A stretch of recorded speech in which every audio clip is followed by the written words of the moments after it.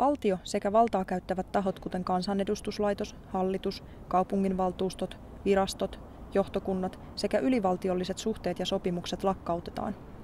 Jäljelle jää moninaisia sosiaalisten suhteiden verkostoja, ystävyyksiä, tuttavuuksia, rakkauksia, sukulaisuuksia, naapurisuhteita, yhteistyösuhteita, solidaarisuussuhteita sekä erilaisten jaettujen kiinnostusten ympärille muodostuneita suhteita. Yhteisistä asioista päätetään niiden kesken, joita kulloisetkin asiat koskevat. Monet käytännön asiat pystytään ratkaisemaan yhdessä ideoimalla ilman varsinaista tarvetta päätökseen. Koska vahvimman tai vallanhimoisimman tahdon tuputtamisen haitalliset seuraukset tunnetaan, pyritään sen sijaan yhdessä pohdittuun yksimielisyyteen.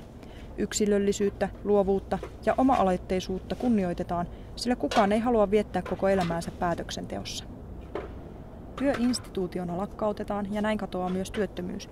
Jäljelle jää erilaiset ihmiselämän aktiviteetit, jotka käsittävät yksilöllisten ja sosiaalisten halujen ja tarpeiden tyydyttämisen, luovuuden, taiteen, nautinnon ja leikin sekä muut pyrkimykset mielekkääseen elämään. Aktiviteettien mahdollisuudet lisääntyvät, sillä niitä estävät valtarakenteet ja omistussuhteet puretaan, esimerkiksi esimiesjärjestelmä sekä suurten teollisten tuotantovälineiden, kuten tehtaiden ja työkoneiden yksityisomistus lakkautetaan. Tästä seuraa erilaisten tilanteiden mukaan vaihtelevaa monitoimisuutta, yhteistyötä, avunantoa ja talkoita. Teknologisilla innovaatioilla pyritään ensisijaisesti helpottamaan ja vähentämään raskaita tai vaivalloisia tehtäviä, ei lisäämään tuotantoa yli sen, mihin on tarve tai mitä halutaan. Ravinto voidaan tuottaa pääosin puutarhan viljelyllä ja tarve-esineet käsitöinä. Kalastaminen ja eläintenpito yleistyy. Puutarhoille otetaan tilaa nykyisin asfaltoidulta alueilta, kuten ajokaistoilta ja parkkipaikoilta tai joutomailta.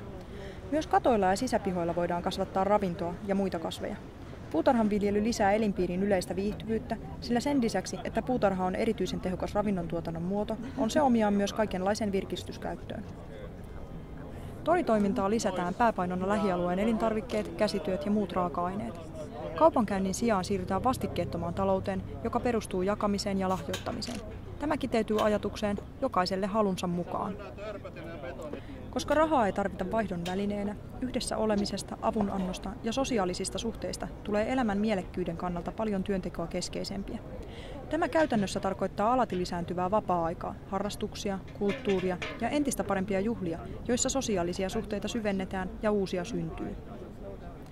Uusiutumattomasta energiantuotannosta voidaan luopua, sillä rahan haalimisen menetettyä merkityksensä, energiasyöppöön teolliseen tuotantoon ja taloudelliseen kilpailuun ei ole mitään syytä.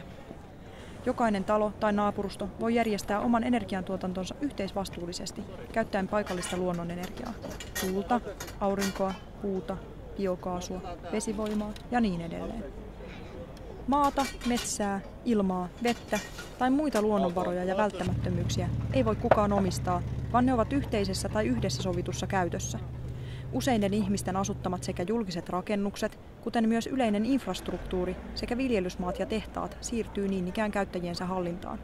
Tieteen ja taiteen saavutukset, kirjat ja keksinnöt ovat kaikkien vapaassa käytössä. Pulmatilanteet ja riita-asiat ratkaistaan asianomaisten kesken pyrkien kaikkia tyydyttävään ratkaisuun. Jos yksimielisyyttä ei löydy, pyritään toteuttamaan molempien toiveet. Jo pelkän omistussuhteiden muuttumisen sekä yleisen ja yksilön vapauksien lisääntymisen takia rikollisuus ja väkivalta vähenevät tuntuvasti. Objektiivista lainsäädäntöä ei pyritä luomaan, vaan ongelmatilanteet arvioidaan tapauskohtaisesti. Poliisi ja oikeuslaitos sekä vankilat lakkautetaan. Sosiaaliseen kaupunkisuunnitteluun panostetaan laajentamalla julkista tilaa ja avaamalla enemmän rakennuksia yhteiskäyttöön. Yleisiä saunoja, pesutupia, keittiöitä, olohuoneita, juhlapaikkoja ja kirjastoja avataan sekä kirjastojen kokoelmia laajennetaan käsittämään kirjojen ohella myös työkaluja, käyttöesineitä, soittimia ja niin edelleen. Yhteiskäytössä olevia työpajoja perustetaan, joissa voidaan toteuttaa monenlaisia rakennus- ja kunnostuspuuhia. Yksityisautoilusta luovutaan turhana, sen sijaan julkista liikennettä kehitetään. Koulutus tapahtuu yhdessä oppimalla ja käytännön puuhissa, eikä sillä ole mitään yläikärajaa tai maksimikestoa. Kaikki oppiminen on vapaaehtoista. Koska eriytyneitä ammattikuntia ei nykyisen kaltaisessa muodossa ole, lääketieteen perusteita, sairaanhoitoa ja monia muita tärkeitä käytännön tietoja ja taitoja voidaan opetella jo pienestä asti. Koulutuksessa tähdätään erityisesti monitaitoisuuden oppimiseen sekä luovaan ongelmanratkaisuun. Opettajat ja oppilaat tekevät kaiken koulutukseen liittyvän päätöksenteon yhdessä. Sairaista ja muuten apua tarvitsevista yksilöistä pidetään huolta yhteisöllisesti perheen, tuttavien ja kyseisen asuinyhteisön kesken, pääasiassa kotihoidossa. Asiaa auttaa laajalle levinneet lääketieteen ja terveydenhoidon perustaidot. Erikoistarpeita varten on olemassa aiheeseen paremmin perehtyneitä osaajia ja taitajia, kuten kaikilla muillakin aloilla. Kaikkinainen liikkuminen vapautetaan. Kaupunkia ei nähdä suljettuna alueena tai eriytyneenä maaseudusta. Elinympäristö on pikemminkin sosiaalisten suhteiden verkosto, jolla ei ole yhtä keskipistettä, vaan useita sellaisia. Ihmiset ovat vapaita liikkumaan ja muuttamaan tahtonsa mukaan, puhumaan haluamaansa kieltä sekä olemaan vuorovaikutuksessa kenen kanssa haluaa.